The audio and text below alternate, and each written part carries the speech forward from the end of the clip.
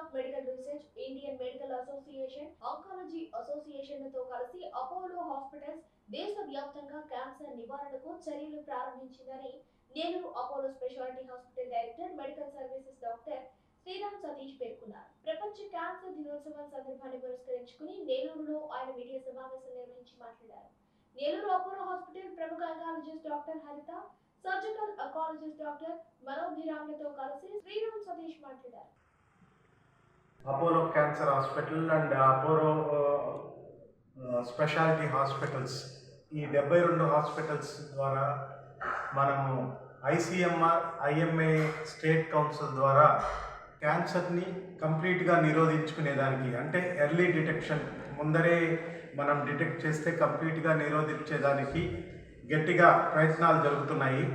గవర్నమెంట్కి Apollo hospitals తరఫున మనం విజ్ఞప్తి చేసేది ఏంటి అంటే, క్యాన్సర్ని కూడా నోటిఫైబుల్ డిజీజ్లో కానీ పెడితే క్యాన్సర్ జనాల్లో అవేర్నెస్ పెరగడం కానీ, ఫండ్స్ అడిక్వేట్గా వచ్చేట్టు, మనకి ప్రైవేట్ అండ్ పబ్లిక్ అవేర్నెస్ ఎక్కువ అవుతుంది అనేసి మనం అపోలో హాస్పిటల్ తరఫున గవర్నమెంట్ని విజ్ఞప్తి చేస్తున్నాము.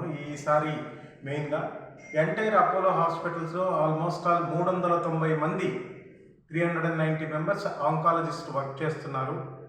అండ్ దీనికి పరికరాలు కూడా ఇంతకు ముందు కన్నా క్యాన్సర్ ఈవెన్ స్టార్టింగ్ స్టేజ్, అంటే ప్రీ క్యాన్సరస్ స్టేజెస్లో కూడా మనం కనుక్కునే స్టేజెస్కి వచ్చిన దానికి ఇట్లా కనుక్కుంటే almost complete curation of cancer అవుతుంది. ఇది కూడా ఒక జ్వరం వస్తే ట్యాబ్లెట్లు వేసుకుంటే ఎట్లా తగ్గిపోద్దు, అట్లే క్యాన్సర్ కూడా ఎర్లీ స్టేజ్లో మనం కనుక్కుంటే ఆల్మోస్ట్ క్యూరేటివ్ స్టేజ్గా వచ్చేదానికి అపోలో హాస్పిటల్ ప్రయత్నిస్తుంది. ఈ సంవత్సరం థీమ్ అయిన యునైటెడ్ బై యూనిక్ అనే థీమ్తో ముందుకెళ్తున్నాము.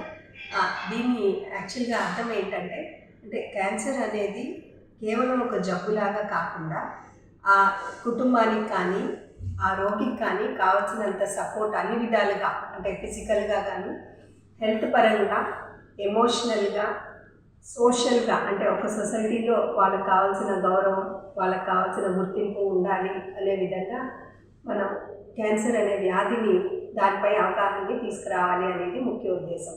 సో ఈ థీమ్ మీనింగ్ ప్రకారం మనము ముందుకు వెళ్తుంటే, దాంట్లో ఇన్ని సంవత్సరాలుగా మనం ఏ రకంగా అభివృద్ధి చెందాయి ఈ క్యాన్సర్ డిటెక్షన్లో పరికరాలు కానీ, క్యాన్సర్ వ్యాధికి ఉండే చికిత్సలు కానీ, గత ఒక దశాబ్దంలో ఇది వరకు, అంటే ఒక 100 yearsగా మనం చేయలేనిది లాస్ట్ 10-15 yearsగా మనకి ప్రోగ్రెస్ అనేది చాలా ఫాస్ట్గా జరుగుతోంది.